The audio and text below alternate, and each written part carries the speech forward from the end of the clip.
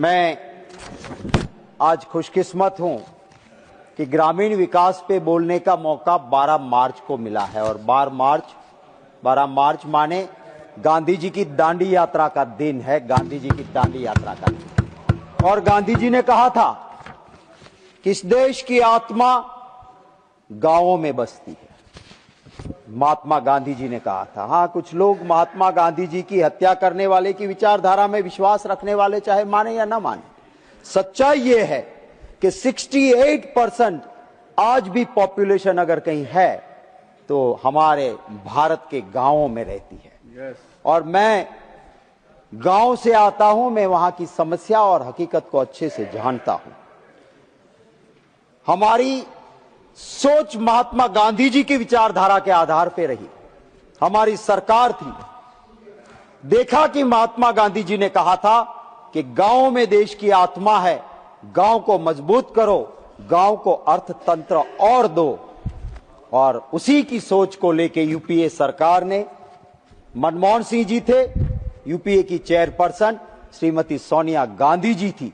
बहुत मंथन के बाद एक बहुत अच्छी योजना गांव में रहे लोगों को मजबूत करने की मनरेगा लेके कोई आया तो वो कांग्रेस की यूपीए सरकार लेके आई। मुझे आप सभी को ये कहना है कि जाके देखिए गांव में जरूरतमंद। हां, कहीं आपके मिले लोग कहीं भ्रष्टाचार भी कर गए, पर एक गरीब को काम गांव में अगर किसी ने दिया तो मनरेगा ने दिया। आप नया लेके आया, नाम लेके आए नहीं।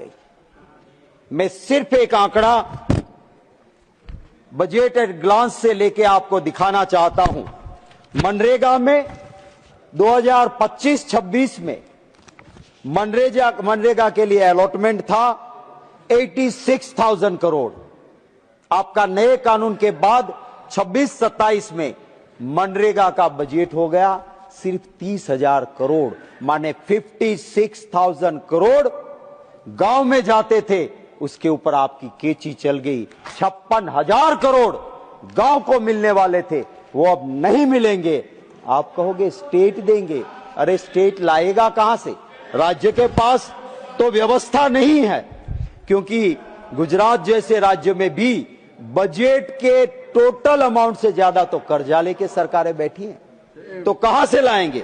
हां सर, राम का नाम मोक्ष की प्राप्ति के लिए मैं हर रोज लेता हूं, मतों की प्राप्ति के लिए नहीं लेता हूं।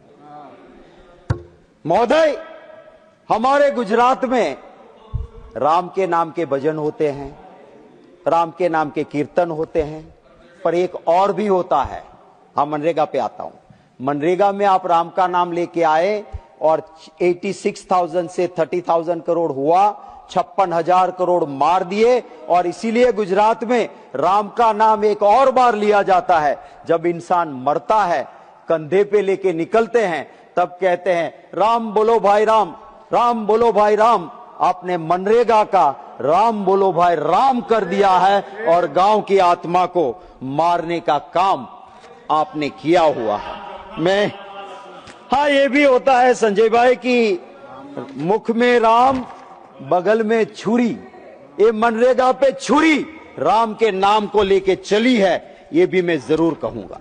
मैं ये सरकार के बजट के आंकड़ों से ग्रामीण विकास पे कितना मार पड़ा है उसकी कुछ बात करना चाहता हूं। Sir, Jeevan mission national rural drinking water programme, sir budget बनता है, एक आंकड़ा बजट प्रोविजन का होता है। कुछ महीनों के बाद सरकार एक रिवाइज बजट करती है कि काम ज्यादा करना पड़ेगा, अमाउंट बढ़ेगी या कहीं कम करते हैं। आप देखिए सरकार ने क्या किया। जन जीवन मिशन पे ग्रामीण प्रोग्राम में बजट एस्टिमेट था 66,000 करोड़, रिवाइज किया 1,700 करोड़, माने आपने 5,000 करोड़ रुपए गांवों के एक झटके में काट दिए। आपका प्रोग्राम था राष्ट्रीय ग्राम स्वराज अभियान, 1,064 करोड़ का आपका प्रावधान था।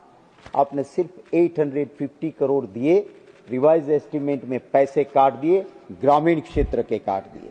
आपने प्रधानमंत्री आवास योजना में बड़ी बातें की थी और कहा था 54,832 करोड़ का खर्चा होगा।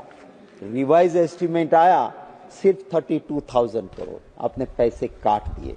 मैं एक और बात करना चाहता हूं कि programme for development of scheduled tribes, गांव में बसते आदिवासी, उनके प्रोग्राम के पैसे 5,582 करोड़ से आपने काट के उसके 1,580 करोड़ उनके कम किए।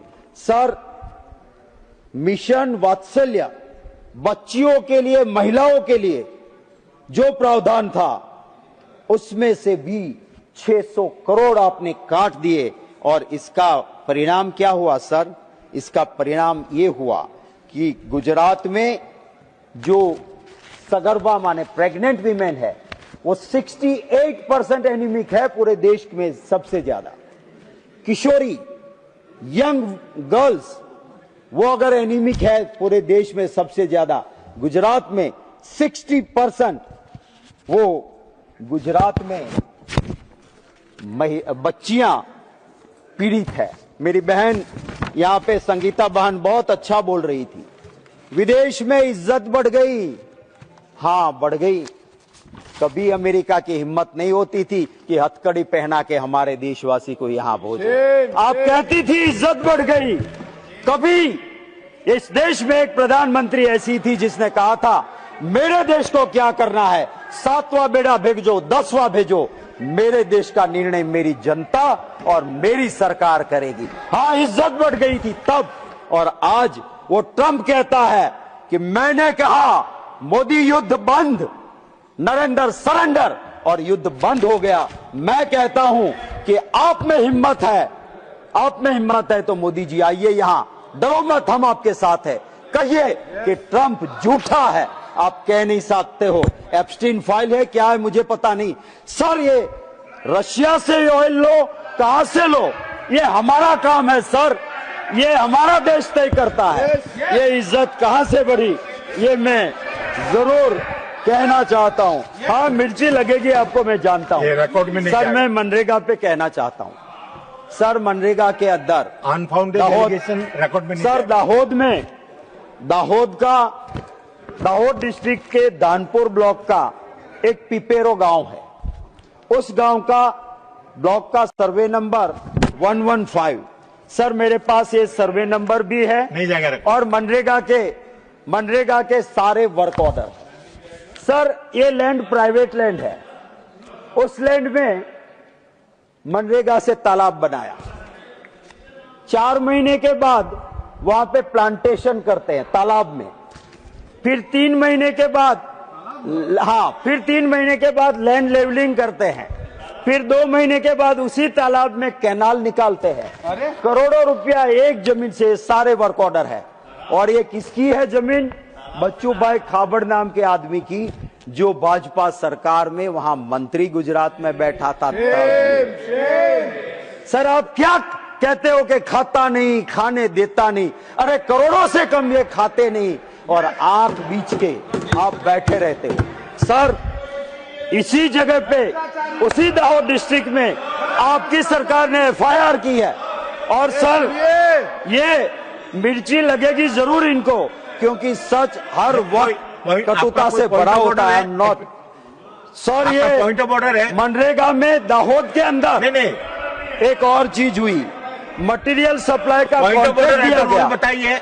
और मटेरियल सप्लाई के कॉन्ट्रैक्ट में सर कोई टेंडर प्रोसीजर नहीं, जो कॉन्ट्रैक्ट आया था सब अंदर मनरेगा का पॉइंट ऑफ ऑर्डर सर, मेरा मिनट बिगड़ रहा है सर। अब पुराने हमारे चेयरमैन साहब बोले, आपका समझ आ रहा है कि सब जुडिश हो तो भी यहाँ कोई रोक नहीं सकता है, और कोई सब जुडिश मैटर नहीं।